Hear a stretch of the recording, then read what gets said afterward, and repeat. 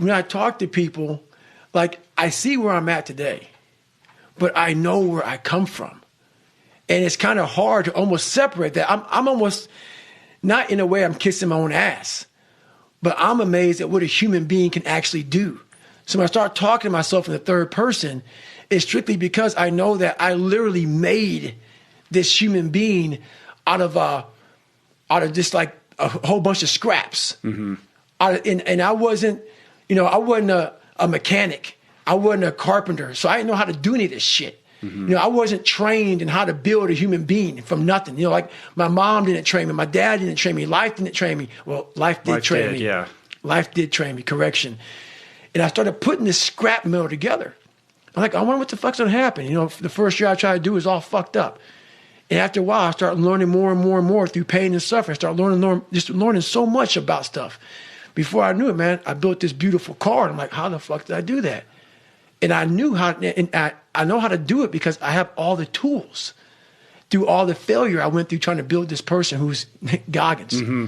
Yeah, and that was something I came across loud and clear, which is it's not like you develop this toolbox and then everything worked out. Like, no. It's like there's so many ups and downs and highs and lows, and you're constantly getting knocked down again. A lot of Home Depot shopping for that toolbox, brother. Yeah, and I think the real gift that's built into this whole thing is how you reframe vulnerability. Like we tend to think of vulnerability as a weakness or somebody who's soft, right. And you embody it in a completely different structure to show people that it is strength. Like if you want to be hard and you want to be strong, vulnerability and open-mindedness are the keys to that kingdom. And you said it perfectly there. The one thing that made me who I am today is being vulnerable. It's breaking myself down to the absolute rock bottom and being able to tell people who I am. And that's how I fixed it. Literally, being able to look somebody in the eye and say, you know what, man, I have a whole bunch of character problems, character flaws. I've lied about this. I've cheated here. I'm insecure here. This isn't the real me. I lied to you about that. I wanted your acceptance in life.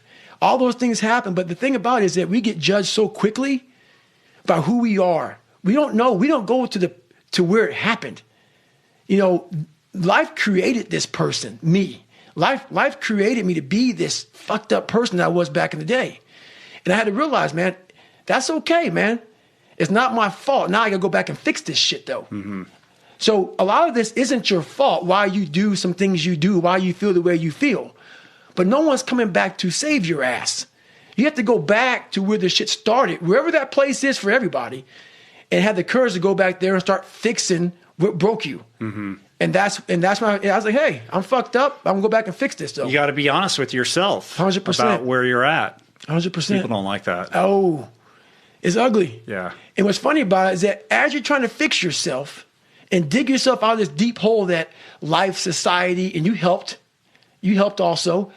Those people who you saw down there in that hole who were there with you, who were your friends and people who you counted on, because you meet the people in the same situation that you're in life.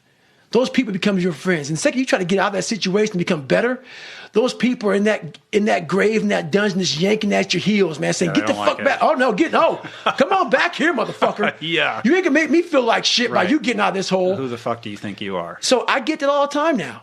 People would constantly remind me of who I used to be back in the day. And they always come out of the woodworks, man. Versus my God. That's still happening? You know what?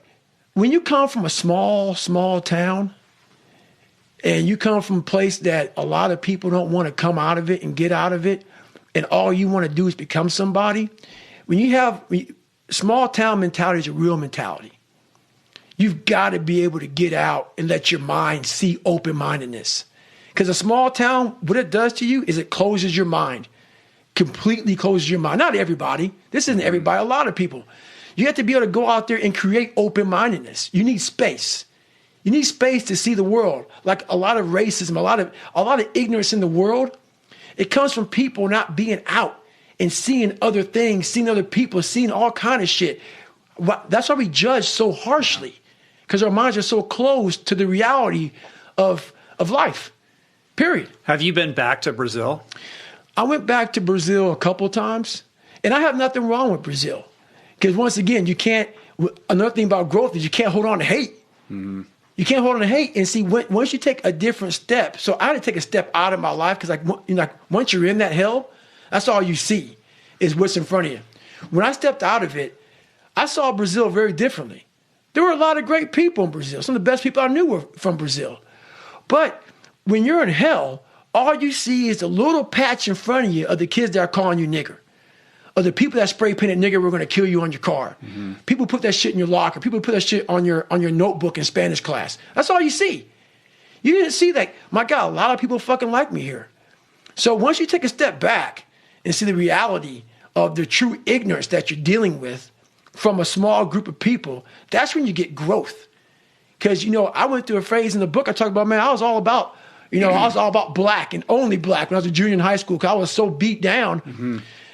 I was the most ignorant I've ever been in my fucking life when I went there. I totally took everything, all the hurt, all the pain, and just put it in one fucking filter. I got to find people who look just like me and act just like me to find acceptance. That when you were doing the crazy haircuts. And that's just the crazy haircuts. Watching Malcolm X video every damn night when I went home and shit. Uh-huh. Yeah.